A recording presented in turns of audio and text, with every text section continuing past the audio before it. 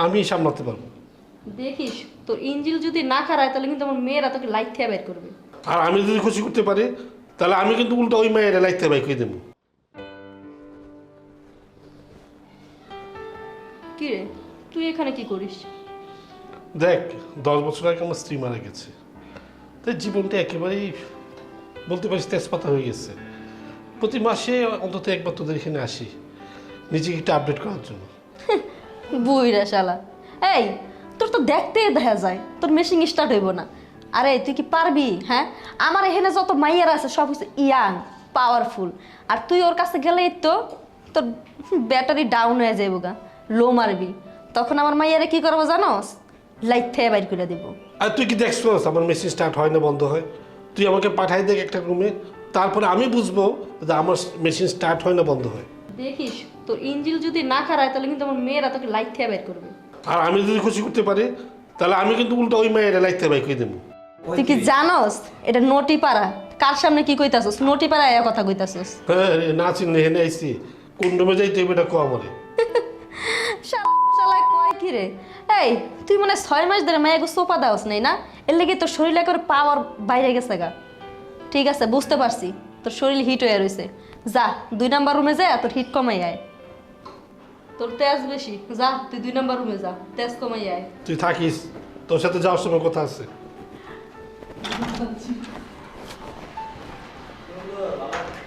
শালার কোত্থেকে যায় ময়লা আবর্জনা, নটি পাড়াটা দেখলে বুড়ে বানাই লিছে। কি অবস্থা রানী, কেমন আছো? এই তো ভালো আছি হ্যান্ডসাম, তুই কেমন আছিস? ভালো থাকলাম কিভাবে? এখানে মন তো এখানে সারাক্ষণ টানি, সারাক্ষণ এখানে চলে আসি। কিরে তোরা তো খাওয়ানি কে রে? তুই প্রতিদিন এই নড়ি পাড়া হোস, তোর লাগে আমি এত মেয়ে কই পামু? আর তুই এত টাকা কই পাস? চুরি চামাটি করস নাকি? এই টাকা কি আমার কম আছে নাকি? এখন কথা হচ্ছে এখানে নেশাটা আমি কাটাইতে পারতেছি না, আমার এখানে প্রতিদিন আসতেই হয়। আচ্ছা এখন কার কাছে যাবি? চম্পার কাছে, শিউলির কাছে, না বিউটির কাছে?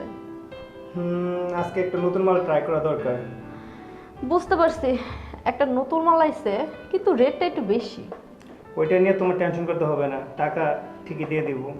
ঠিক আছে তাহলে 3 নাম্বার রুমে যা। আর শুন, নতুন মাল একটু বুঝে শুনে বুঝেছে তো কি বলতে চাই। তা বুঝতে পারছি। কয় নম্বর রুমে আছো? 3 নাম্বার রুমে যা। ঠিক আছে গেলাম।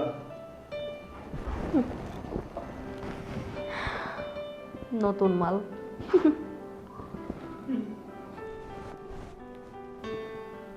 আসসালামু আলাইকুম।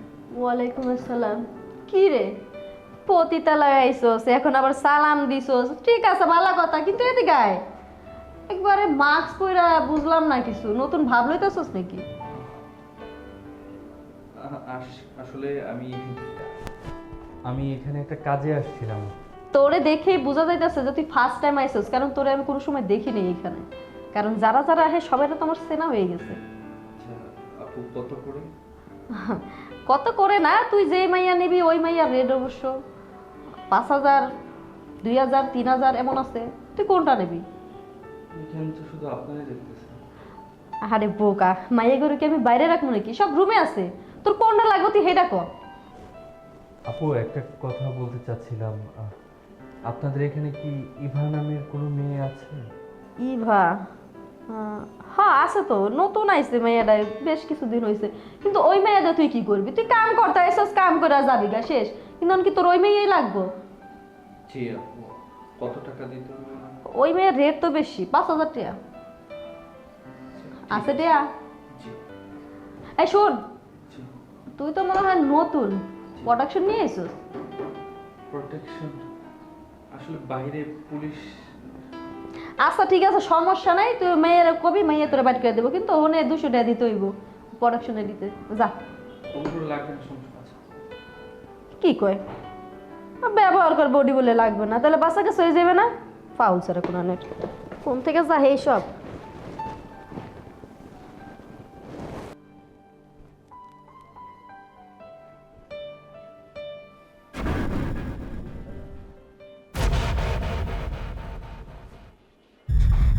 ভাইয়া তুই এখানে? প্রশ্নটা আমারও, তুই এখানে কি করছিস? এটা একটা পতিতালয়, এখানে টাকার বিনিময়ে মেয়েরা বিজনেস করে। আর সেখানে আমার বোন। আমি আমি আমি কি আমি সব কথা শেষ? কোনো কথা বলার ভাষা আছে তোর কাছে? আমি সত্যি সত্যি পাগল হয়ে গেছি। সমাজের সামনে আমি মুখ দেখাতে পারছি না। আমার ফ্রেন্ড সার্কেল আমাকে বলে তোর বোনকে আমি দেখে আসছি পতিতালয়ে, তোর বোন পতিতাবৃত্তি করছে। What is this? আমি কোন দিক থেকে তোর কম রেখেছিলাম? আমাদের অর্থ সম্পদ কোন দিক থেকে কম যে তোর এই কাজ করতে হচ্ছে? কি সুখ পাচ্ছিস তুই এখানে? তুই আমার বোন এটা ভুলে গিয়েছিস? কিভাবে বুঝবি? তোর মধ্যে তো হৃদয় বলতে কিচ্ছু নেই, মনুষ্য তো বোধই নাই তোর। তুই পড়াশোনা করেছিস শুধুমাত্র সার্টিফিকেটের জন্য, কোনো কিছু শিখতে পারিস নি। তুই কি করে বুঝবি একটা ভাইয়ের যে কতটা কষ্ট হতে পারে? তার বোন পতিতাবৃত্তি করছে, হোটেলে এসে ভাই নিজের চোখে দেখছে, এর থেকে কষ্ট কিচ্ছু হতে পারে না। মরে যেতে ইচ্ছে করছে আমার। আমি তোর এখানে ঢোকার সময় তোর তোর রানীমা আমাকে জিজ্ঞেস করছে আমি প্রোটেকশন এনেছি কিনা। আমি কিছু বুঝতে পারছি না তোকে। তুই এখানে কেন? তুই এই ব্যবসা কেন করছিস? আমাকে উত্তর দে, বল আমাকে কেন? কি প্রবলেম ছিল তোর? আমার কোনো প্রবলেম ছিল না। আজকে আমি এখানে শুধুমাত্র তোর জন্য। তোর তো খুশি হওয়ার কথা যে আমি এখানে আছি, লাখ লাখ টাকা ইনকাম করছি, খুব হ্যাপি আছি। ভাই ইউর ম্যাড, ইউর ম্যাড। আমার জন্য তুই এখানে আমাকে ব্লেম দিচ্ছিস?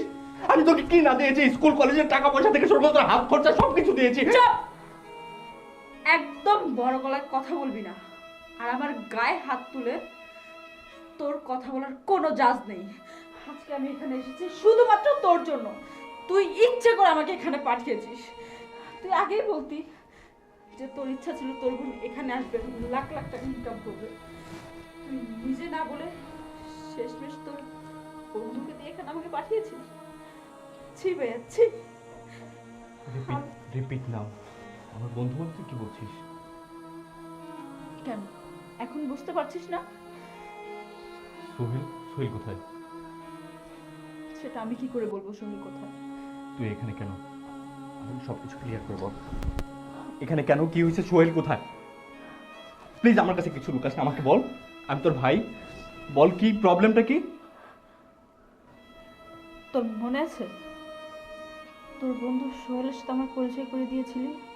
হ্যাঁ, তোদের তো বিয়ে হওয়ার কথা। তোরই চোখের সামনে ওর সাথে আমার প্রতিদিন দেখা হয়েছে, ঘুরতে গিয়েছি, ফিরতে গিয়েছি, নানান জায়গায় একসাথে ঘুরেছি তোরই চোখের সামনে। কিন্তু তুই আমাকে কখনো কিছু বলিসনি। এমনকি তোর বন্ধু যে নেশা করে সেই কথাও বলিসনি। ওর সাথে আমার খুব ভালো একটা সম্পর্ক হয়েছে, বিয়ে হওয়ারও কথা ছিল। ও আমাকে বিয়ে করার আশ্বাস দিয়ে আমাকে এখানে নিয়ে আসে। এখানে নিয়ে আসে ওর দেশের টাকার জন্য আমাকে এখানে বিক্রি করে দেয়। ও আমাকে এখানে বিক্রি করে দিয়ে 5 লাখ টাকা নিয়ে এখান থেকে পালিয়ে যায়। তারপর থেকে না আমি ওকে কোথাও খুঁজে পাইনি। ও সামান্য কিছু টাকার জন্য ওর ভালোবাসাকে এখানে বিক্রি করে দিয়ে চলে গেছে। বিশ্বাস কর ভাই, আমি এখান থেকে অনেক বের হওয়ার চেষ্টা করেছি কিন্তু আমি পারিনি। এখানকার মাসি আমাকে অনেক মারধর করছে, বলছে আমার বয়ফ্রেন্ড নাকি আমাকে এখানে বিক্রি করে দিয়ে চলে গেছে। ভাই কেন করলি ভাই তুই আমার সাথে এমনটা? তোর জন্য আজকে আমার এই অবস্থা ভাইয়া। সোহেল তোকে এখানে বিক্রি করে দিয়ে গেছে? সোহেল না? সোহেলের বাচ্চা, আমার হাত থেকে তো কেউ রক্ষা করতে পারবে না। তুই আমার বোনকে পতিতালয়ে বিক্রি করেছিস। চল আমার সাথে।